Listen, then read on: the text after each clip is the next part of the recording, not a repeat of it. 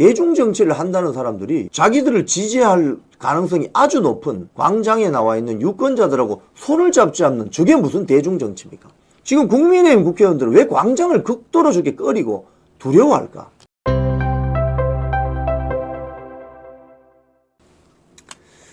자, 그리고 지금 사실 여론전 펼치려고 하면 지금 국민의힘 국회의원들이 108명이잖아요. 여론전을 펼치려고 하면은 뭐 주요 방송사 토론 프로그램이나 토크쇼 나가서 이야기하는 것도 좋은데 실제로 여론전 하기에 제일 좋은 방법은 광화문 집회에 나오는 겁니다.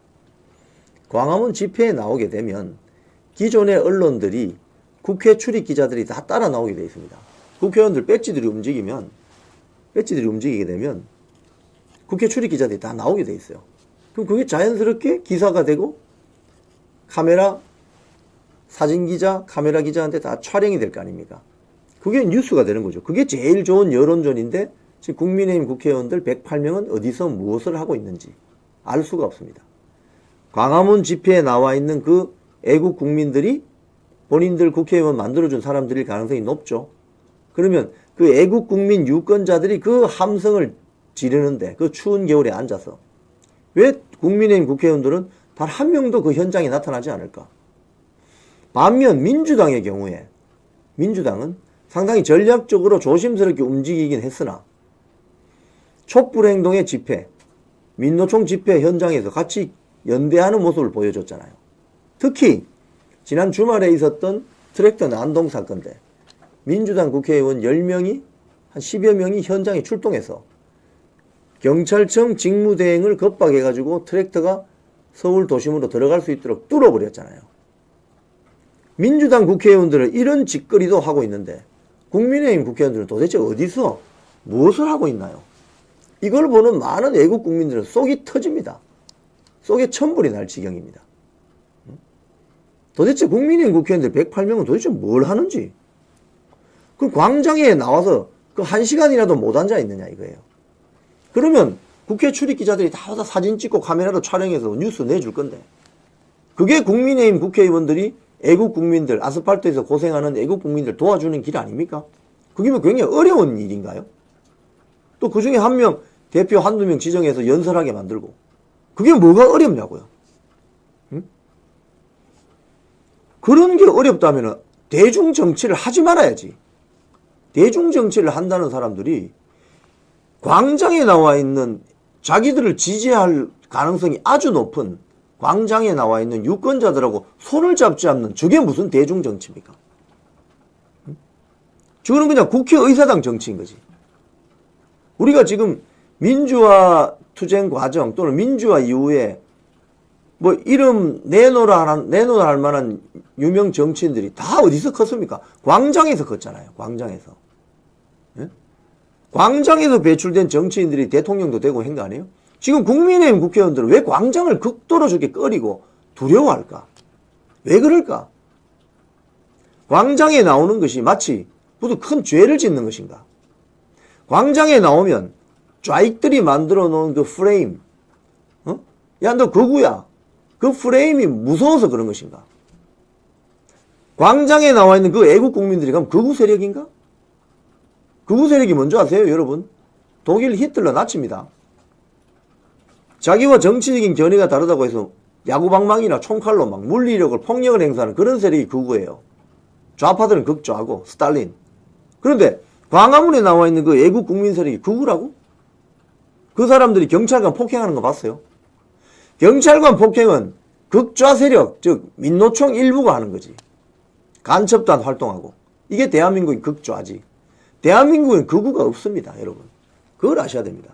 근데 대한민국 자유우파 정당의 메인 플랫폼이라고 할 수 있는 국민의힘 국회의원들이 그런 좌파들의 지적에 꼼짝달싹 못하는 그 프레임에 갇혀가지고 스스로 자기 검열하면서 아스팔트에 있는 애국 국민들하고 손잡고 연대하지 않는다면 이 난국을 어떻게 돌파할 거예요?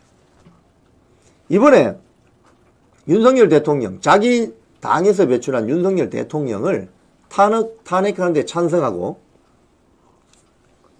앞장섰던 그 친한동훈 계열 20여 명, 일부는 탄핵 찬성한다고 노골적으로 이야기했고 일부는 기권 무효표 던지면서 그 국면을 만들어냈던 그 의원들은 나오지 마라 이거예요. 아스팔트에. 혹시 아스팔트에 나오면 혼날 수도 있어요. 꿀만 맞을 수도 있어요. 하지만 그 나머지 국회의원들은 나와야 된다는 거예요. 애국 국민들하고 연대하기 위해서. 목표 지향점이 같은데 왜 손을 잡지 않느냐는 거예요. 도저히 이해할 수 없는 이 미스테리한 일입니다. 이러니 국민의힘의 국민적인 여론이 폭발해서 지지를 받겠어요? 그들은 그야말로 종이 호랑이, 종이 국회의원. 말로만 떠드는 국회의원. 정치는 물론 말로 하는 허업이라고 돌아가신 고 김종필 총재가 말씀하신 바가 있습니다. 정치는 말로 하는 허업, 경제는 돈으로 하는 실업. 하지만 대중들과 연대하지 않고 대중들과 세력을 규합하지 않는 정당이 무슨 의미가 있습니까? 이해가 되지 않는 부분이죠. 자, 윤석열 대통령 측 변호인단을 맡고 있는 지금 사실상 석동현 변호사, 이 기사 한번 올려줘 보실래요? 어제 기사입니다. 이것도 어제 오후 늦게. 윤석열 대통령 신분 수사보다는 탄핵 심판 절차가 우선돼야 한다. 연합뉴스 기사가 있네요. 네, 이겁니다. 자, 여기서 여러분들 중요한 포인트를 잘 보셔야 됩니다. 석동현 변호사가 왜 저런 이야기를 했을까요? 여기서 수사라는 것은 내란죄 혐의에 대한 수사입니다. 그리고 탄핵 심판이라는 것은 지금 국회에서 탄핵 소추안이 가결돼서 헌법재판소에 가 있잖아요. 즉, 두 개의 사건이 같이 움직이고 있어요, 지금. 하나는 내란죄 형사 소추를 하려고 하는 그 사건. 하나는 대통령 파면시키려고 하는 탄핵 심판 사건. 이 두 개가 같이 움직이고 있어요. 그런데 석동현 변호사가 우선순위를 지정해 준 겁니다.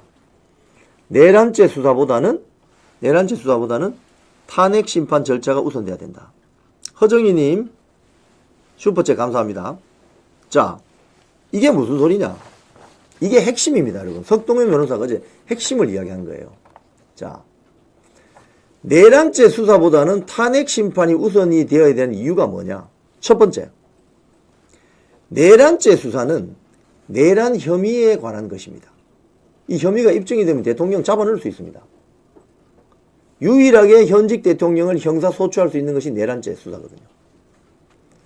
반면 탄핵 심판은 이번 비상계엄의 적법 여부를 따지는 것입니다.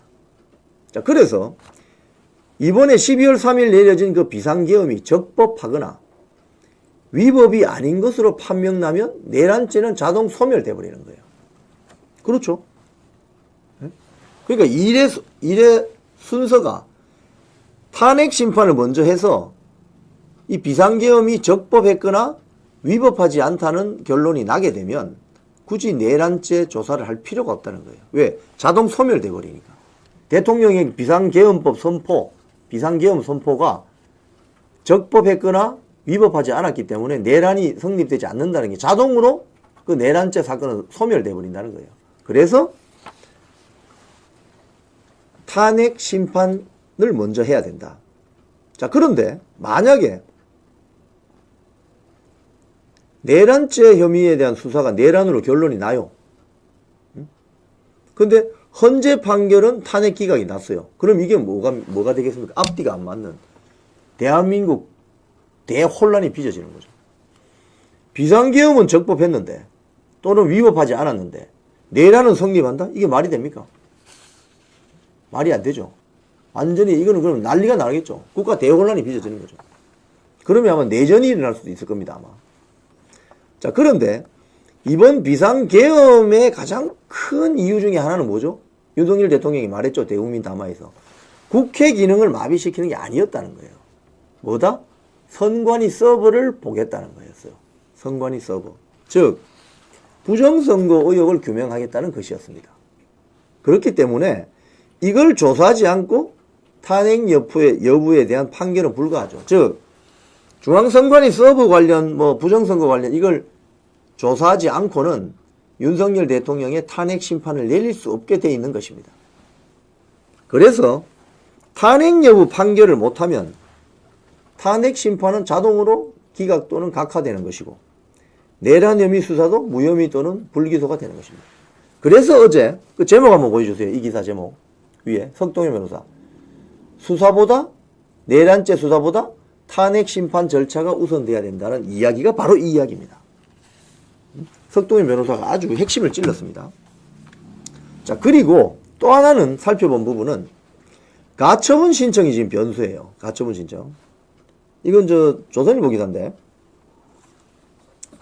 윤석열 대통령 탄핵 심리 본격화 공개 변론 직접 출석. 이 기사입니다. 여기서 공개 변론에 직접 출석한다는 거예요. 12월 27일부터 현직 대통령이 헌법재판소에 직접 출석하는 것 자체가 지금 뉴스가 됩니다. 엄청 큰 뉴스가 됩니다. 그리고 직접 출석해서 무슨 이야기를 할지 초미의 관심사죠. 왜? 현직 대통령은 엄청난 정보를 가지고 있거든요. 중앙선관위에 뭐 선거 부정이 있었다면 그거 다 이야기할 거거든요. 저 자리에서는. 그거 자체가 폭탄 발언이 될 수가 있습니다. 그래서 윤석열 대통령이 직접 변론을 하겠다는 것은 이거 거의 폭탄 선언이나 마찬가지인 거예요. 또 가처분 신청을 낼 수 있습니다. 이 가처분 신청을 내게 되면 어떤 효과가 있느냐. 윤석열 대통령이 공개 변론에서 직접 입장을 밝히거나 가처분 신청을 낸다면 탄핵 심리 기간이 길어질 수 있다고 전문가들은 말합니다. 쭉 내려보시면 좀 더 내려보세요. 네. 한 번만 내려보세요. 네, 거기 있죠. 한 법조인은 가처분 신청을 낸다면 탄핵 심리 기간이 길어질 수도 있다. 이게 무슨 소리냐? 노무현 전 대통령, 박근혜 전 대통령은 헌법재판소 공개 변론에 직접 나오지 않았습니다. 변호인들이 다 대리했습니다. 그런데 윤석열 대통령은 직접 나오겠다는 거예요. 그리고 직접 변론도 하고 가처분 신청도 낼 수 있다는 거예요. 가처분 신청을 내면 어떻게 되느냐? 가처분 신청은 이번 탄핵 심판이 인용되거나 기각되는 게 빨리 결론을 내주잖아요. 만약에 기각되면 탄핵 심판 계속 진행하면 되고, 만약에 인용이 돼버리면 어떻게 됩니까? 인용이 돼버리면 바로 윤석열 대통령은 직무 회생이 되는 거죠. 직무 정지가 정지되는 겁니다. 직무 정지가 정지되는 거예요. 네, B번 12345님 감사합니다. 그러니까 가처분이 만약에 신청이 들어가게 되면 이것도 한 10여일 정도 또 길어진다는 거예요. 그래서 윤석열 대통령은 특수통이고 형사소송법의 달인입니다. 그렇기 때문에 그냥 쉽게 변론 안 합니다. 본인이. 이 펜앤마이크 이 기사 한번 보여주실래요? 출석 요구 거부하는 윤, 버티기 언제까지? 버티기 언제까지? 언론에서는 지금 이걸 버티기라고 표현을 할 수 있겠는데, 윤석열 대통령 입장에서는 출석 요구 거부하는 윤, 버티기 언제까지? 펜앤마이크 기사입니다. 출석 요구 거부하는 윤, 버티기 언제까지? 언론에서는 뭐 윤석열 대통령이 뭐 버틴다, 재판 지연을 한다, 이렇게 표현할 수 있겠지만, 윤석열 대통령 개인의 입장에서는 자기의 방어권을 철저하게 이용해야죠. 지금 이재명이 그 짓을 잘하고 있잖아요. 그건 너무 잘해가지고 문제인 거예요, 저기는. 공직선거법 1심 같은 경우 6개월 안에 끝내야 되는데 2년 2개월 걸렸어요. 1심 선고 내리는데. 병원 가야 됩니다. 단식해야 됩니다. 온갖 이유를 대면서 재판부 기피 신청합니다. 예를 들자면. 예? 이런 과정을 통해서 재판 지연 전략을 제일 잘 써온 것이 이재명이었습니다. 근데 윤석열 대통령 탄핵소추안 가결된 거 이제 얼마 됐습니까? 한 2주 됐습니까? 한 달도 안 됐잖아요. 지금 조중동을 비롯한 많은 언론에서 윤석열 대통령 재판 지연하려고 한다, 버티게 한다, 이렇게 표현할 수 있는데, 윤석열 대통령과 그 변호인 입장에서 보면 방어권을 충분히 행사하기 위해서 변호인단을 일단 구성해야 되고, 논리도 개발해야 되고, 시간이 필요하죠.